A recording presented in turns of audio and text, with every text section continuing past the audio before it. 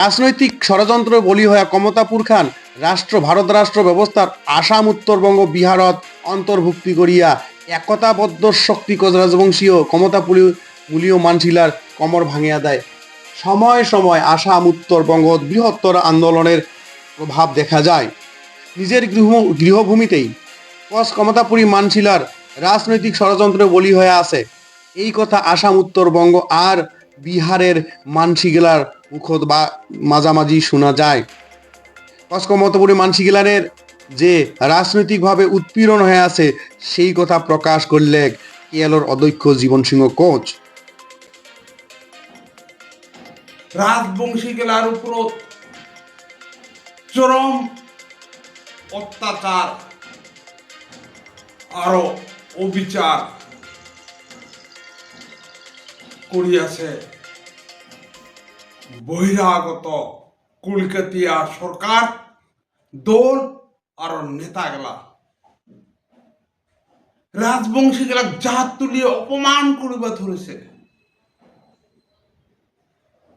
এই অত্যাচার অন্যায় আর অবিচার থাকে কাহো রক্ষা পাবা ধরছে না। কি শিলিগুড়ির দিলীপ বর্মন,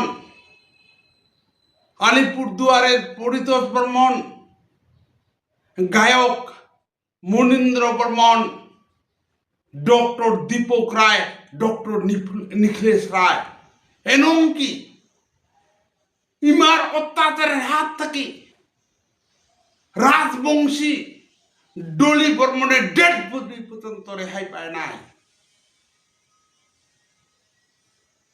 আজি রাজবংশী গেলা সামাজিক মাধ্যমত বড় করে ভাইরাল হওয়া কিছু ঘটনা তুলে ধরার জন্য আমি চেষ্টা করি।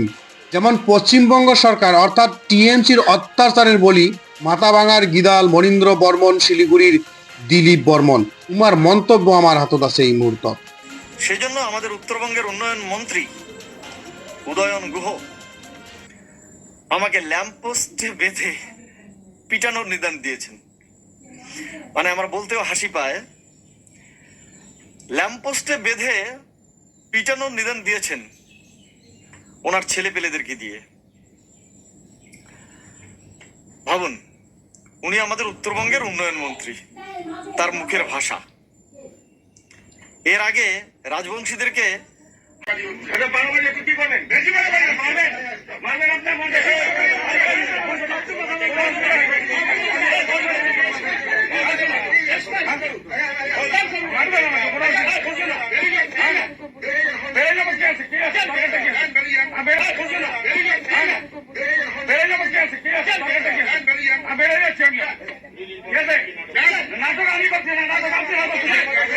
ইয়ার উপর জীবন সিং কোচ কি কল উমার হুঙ্কা তোমাগুলো সম্মুখত মুই তুলে ধরার জন্য চেষ্টা করেন।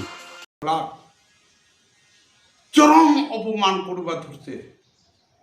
আমরা রাজবংশী গেলা রাজবংশী বিরোধী কার্যকলাপ তীব্র নিন্দা জানাং আর প্রতিবাদ করং। আমরা কোচ রাজবংশী, কোচ রাজা বিশ্ব সিংহ নরনারায়ণ আর চিলারার বংশধর। আমরা হার মানে জাত না হও। আমাগেলা more than 500 years Koch kingdom, Koch ডাইনেস্টির গ্লোরিয়াস হিস্টোরি আছে। আমার এখান ভারতীয় সাংবিধানিক সি ক্যাটাগরি কুচবিহার রাজ্য আছে। আমরা এই ভারতীয় সাংবিধানিক সি ক্যাটাগরি কুচবিহার বা কামতাপুর রাজ্য খানক উদ্ধার করিবার বাদে বা রিগেইন করিবার বাদে মরণ বাচন সংগ্রাম করিয়াছং। আর এই সংগ্রাম করিবার আমার ভারতীয় সাংবিধানিক অধিকার। আমরা কোনো রাজনৈতিক দলের দালাল করং না। আসল কথা হইল, বহিরাগত কলিকাতা সরকার, কলিকাতা নেতা আর দল গেলা রাজবংশী গেলার চরম শত্রু। এই কারণে আমরা রাজবংশী বিরোধী